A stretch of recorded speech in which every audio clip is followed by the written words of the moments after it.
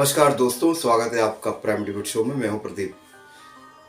अयोध्या तो झांकी है, मथुरा काशी बाकी है। दोस्तों, ये बात तो मैं तो अपने बचपन से सुनता आ रहा हूँ, शायद आपने भी सुना होगा। पीएम मोदी अब अयोध्या को तो पूरा कर चुके हैं, हमारा लक्ष्य पूरा हो चुका है। अब जनवरी में उसका उद्घाटन समारोह होने वाला है, 22 जनवरी में। लेकिन अब मथुरा बाकी है, कृष्ण जन्मभूमि। पीएम मोदी वहां पहुंच रहे हैं और विपक्षियों में हाहाकार मच गया है। वो जानते हैं अब क्या होने वाला है। तो दोस्तों, इसी पे ये डिबेट है। डिबेट में देखोगे कि कांग्रेसी प्रवक्ता मुन्ना खान ने कुछ ऐसी बात कह दी कि अमिताभ अग्निहोत्री जी आग बबूला हो गए और इतने भड़क गए कि उन्होंने बहुत बुरी तरह से मुन्ना खान को सुनाया और बहुत बुरी तरह से बेइज्जत किया। तो दोस्तों, छोटी डिबेट है लेकिन बहुत ही जबरदस्त, बहुत मजा आएगा। तो शुरू से अंत तक, लास्ट तक देखते रहिए। तो चलिए शुरू करते हैं डिबेट वीडियो। Let's start. ये भी परेशान हो गए, हम भी परेशान हो गए, करो फिर। कुछ स्थान ऐसे होते हैं जहां आप मौन रह के भी उपस्थित हो जाएं तब भी संदेश मुखर हो जाता है, आपको वाणी की जरूरत नहीं पड़ती। मथुरा में कृष्ण जन्म स्थान वैसा ही स्थान है। वहां भारत के प्रधानमंत्री की भौतिक उपस्थिति, शारीरिक उपस्थिति ही अपने आप में संदेश होगी। वो वहां कुछ नहीं बोले, सिर्फ राधे राधे करें और दर्शन करके आ जाएं, तब भी एक बड़ा संदेश हो जाएगा। ये संदेश क्या होगा, इसको समझने के लिए रॉकेट साइंस की जरूरत नहीं। जिस कारण से अभी भारत के इतने प्रधानमंत्री वहां जाने से बचते रहे, वो कारण मोदी ने अमान्य कर दिया। ये संदेश चला जाएगा मोदी के वहां पैर रखते ही। नरेंद्र मोदी ने एक बार कहा था कि जिस चीज जहां मैं भूमि पूजन करता हूं या शिलान्यास करता हूं, मैं उसका लोकार्पण भी मैं ही करता हूं। ये जान लीजिए, ये उन्होंने किसी संदर्भ में कहा था, लेकिन अयोध्या पर वो चीज दिख रही है। फजील अहमद साहब, आचार्य जी कह रहे हैं कि मथुरा के पुनरुद्धार का समय आ गया है, इसलिए ये दृश्य उपस्थित हो रहा है। कैसे देख रहे हैं प्रधानमंत्री की कृष्ण जन्मभूमि पर यात्रा?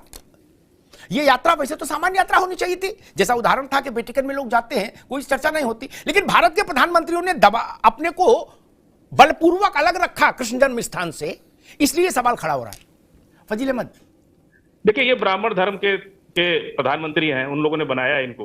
ये ब्राह्मण धर्म का तुष्टीकरण कर रहे हैं, कोई दिक्कत नहीं है। उनसे जुड़े हुए चीजों पर अपना समय लगा रहे हैं, पैसा लगा रहे हैं, पूरा नजरिया उनका अपना है, तो उसमें हम लोग को कोई दिक्कत नहीं। एक नहीं, पूरा ठीक प्रॉब्लम है क्या? जो चीज जहां जैसे है वैसे है। कोई मंदिर तो मस्जिद तोड़ के थोड़ी वो बनाने जा रहे हैं कॉरिडोर, या जो बनारस में बना है तो वो कोई कॉरिडोर मस्जिद तोड़ के थोड़ी बना है। ये जिस तरह से हमारा सब देश का संविधान है, सर्वधर्म समभाव, मस्जिद मंदिर को छोड़ करके, विवादों को, चीजों को छोड़ करके, विवादों को हल करके अगर कोई काम आप करते हैं, किसी को कोई दिक्कत नहीं। लेकिन जब कोई बात होती है तो मुसलमानों को सुनाया जाता है कि हम यहाँ जा रहे हैं। ठीक है फजील अहमद साहब, ठीक है, ठीक है। अभी रुकना होगा, मैं अरविंद सिंह के पास आऊंगा, फिर राजनीतिज्ञों के पास जाऊंगा। बाबा साहब अम्बेडकर का, ठीक है, अभी रुकना, अम्बेडकर तक नहीं जाओ। आज अम्बेडकर का कहाँ विषय? अम्बेडकर का विषय नहीं है अभी। अरे रुको भाई, रोज अम्बेडकर को परेशान करते हो आप लोग भी 24 घंटे। कभी कभी करो, बड़े लोगों को रोज कुंडी नहीं खटखटानी चाहिए उनकी, कभी कभी खटखटाओ। अभी रुक जाइए फजील अहमद, अभी रुक जाइए, मैं अरविंद सिंह के पास चलूंगा। लेकिन एक बात जो है उस पर मुझे आपत्ति है, जो फजील भाई ने कही कि वो ब्राह्मणवाद के प्रधानमंत्री हैं। ये भाषा ठीक नहीं, ये बात ठीक नहीं। और उनका ब्राह्मण होकर काम करेंगे। भारत ने अपने लोक जीवन के लिए दो सबसे बड़े नायक चुने, इसलिए मैं कहता हूं लिखना पढ़ना बहुत जरूरी है। इसके बिना समस्या पैदा नहीं होती है। जब तक आप प्रज्ञावान नहीं होंगे, आप चीजें नहीं समझ पाएंगे। फिर व्हाट्सएप से चलोगे। दो सबसे बड़े आइकॉन तैयार किए, कृष्ण और राम। हालांकि मैं उनकी कुछ जाति नहीं मानता, लेकिन ऐसे लोगों के लिए जो बता रहे ब्राह्मणवाद है, उनके लिए मैं बता दूं, राम को क्षत्रिय कहा गया और कृष्ण को यदुवंशी, ब्राह्मण कोई नहीं। इसलिए इस तरह के तर्क मत दीजिए, ये सब तर्क ठीक नहीं, इनका कोई अर्थ नहीं निकलता। मुन्ना खान साहब, भारत का कोई गांधी परिवार के 3 प्रधानमंत्री हुए, पंडित जी, इंदिरा जी, राजीव जी, कोई अयोध्या नहीं गया, ठीक? कृष्ण जन्मभूमि नहीं गए, ठीक? कांग्रेस का कोई प्रधानमंत्री नहीं गया, बीपी सिंह भी नहीं गए, चरण सिंह भी नहीं गए, दूसरे जो हुए थर्ड फोर्स वाले, ठीक? और अयोध्या तो आज तक नहीं गए। पहले तो ये था चलो मुकदमा चल रहा है, जब मुकदमा छोड़ मंदिर बन गया तब भी नहीं गया कोई। देवा शरीफ जा सकते हैं, अजमेर शरीफ जा सकते हैं, लेकिन अयोध्या से कोई तो डर है जो उनको रोकता है। खैर वो विषय नहीं, यही डर मथुरा में था कृष्ण जन्म स्थान को लेकर। नहीं गया कोई प्रधानमंत्री, कोई बड़ा नेता। अब कल प्रधानमंत्री जा रहे हैं, कांग्रेस कैसे देख रही है इस घटना को? नहीं, प्रधानमंत्री जा रहे, पहले तो ये इन सवालों के जवाब मिलने चाहिए कि प्रधानमंत्री को जाने से किसने रोका है। और प्रधानमंत्री जो ताम झाम कैमरा और मेकअप करके जो जा रहे हैं, तो हमें तो ये नेता कम अभिनेता ज्यादा लग रहे। अगर कहीं जा रहे हैं आप किसने रोका है? ये ढोल नगाड़े बजाने की जरूरत क्या है? दूसरा सवाल आपका था कि आजादी के बाद से कांग्रेस पार्टी ने कभी मंदिर मस्जिद की राजनीति नहीं की। आज जो ये गोरे गोरे लाल गाल दिख रहे हैं, ये कांग्रेस की देन है। नहीं तो कहीं और फुटपाथ में पड़े होते सारे लोग, कहीं बेंजू बाजा बजा रहे होते। आज ये कांग्रेस की देने की खुशहाली है। आज ये धारणा बन चुकी, कांग्रेस को बने हुए हॉस्पिटल में पैदा होते हैं, गाली कांग्रेस को दे रहे, कांग्रेस के बने स्कूल में पढ़ाई करते हैं और गाली कांग्रेस को दे रहे। ये धारणाएं बन चुकी है। मैं ये कहता हूँ भजन जरूरी है, लेकिन उससे ज्यादा भोजन भी जरूरी है। जब तक भोजन नहीं होगा तो भजन कहां से? तो भोजन का व्यवस्था कांग्रेस पार्टी ने करने का काम किया, और भजन नरेंद्र मोदी जी इस तरह नहीं बजाए। अब भजन बजाने से कुछ नहीं होगा।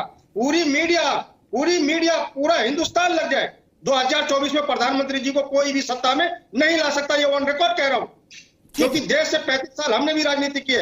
आज बात हिंदू मुस्लिम की नहीं है, आज बात युवा के रोजगार की है, आज बात शमशान कब्रिस्तान की नहीं है, आज बात पीड़ित महिलाओं की है। और जो हमारे मित्र ने कहा कि ब्राह्मणों का प्रधानमंत्री है, सही कहा उन्होंने। आप बताइए किस तरीके से दलित परिवार को छाटा गया, एक राष्ट्रपति को दुर्व्यवहार किया गया उसके साथ। बताइए किस तरीके से उपराष्ट्रपति को अनादर किया गया। क्या वहां पे संविधान याद नहीं आया? क्या एक राष्ट्रपति को संसद भवन का उद्घाटन में नामकरण में नहीं रहना चाहिए? क्या यह संविधान मेरा कहता है? और अम्बेडकर की ठीक है मुन्ना खान साहब, ठीक आएंगे आपके पास। ठीक मैं भाजपा, ठीक है मुन्ना खान साहब, आपने अपनी बात रखी। मैं अवधेश जी के पास चलूं तो उस पर एक टिप्पणी। अब मुन्ना खान साहब ने जो बात कही वो उसमें एक चीज आपत्तिजनक है काफी। किसी भी पार्टी को, कांग्रेस को भी नहीं और किसी भी पार्टी को ऐसा दंभपूर्ण वक्तव्य नहीं जारी करना चाहिए। इतनी हैसियत, तो मैं औकात शब्द इस्तेमाल नहीं करूंगा, काफी गंदा लगता है मुझे, मैं हैसियत बोल दूंगा। इतनी बड़ी हैसियत तो किसी उगल मुगल आए उनकी नहीं हुई। कांग्रेस कह रही है कि हम नहीं शासन करते तो फुटपाथ पे पड़ा होता देश। आप खुदा हो, आप भगवान हो। अरे देश ने आपको जीवन दिया। जवाहरलाल को देश ने प्रधानमंत्री बनाया कि जवाहरलाल ने देश पैदा किया? इसी भाषा ने कांग्रेस को 44 सीटों पर खड़ा कर दिया। इंदिरा गांधी ने देश पैदा किया कि देश ने इंदिरा गांधी पैदा की? दंभ देखिए कितना विकट है, हिमालय से भी बड़ा दंभ कि हम नहीं होते तो कहीं फुटपाथ पर पड़ा होता देश। गजब कर रहे हो भाई, ये किसने सिखा दिया आपको? ऐसी भाषा तो कभी गांधी नहीं बोल सकते थे। कोई माई का लाल इतना बड़ा हो नहीं सकता जो पैदा ना होता तो देश फुटपाथ पर खड़ा हो जाता। गजब बात है भाई। इसीलिए कांग्रेस की अवस्था है। मैं कई दिन से खोज रहा था कि अवस्था इसी क्यों हुई, आज उसका उत्तर मिल गया। कौन वोट देगा आपको? कोई वोट नहीं देगा अगर आप ऐसी भाषा बोलोगे लगातार। आप भाजपा से लड़ेंगे, आप देश से लड़ेंगे? इतने बड़े आदमी हैं क्या? भाजपा से लड़िए ना।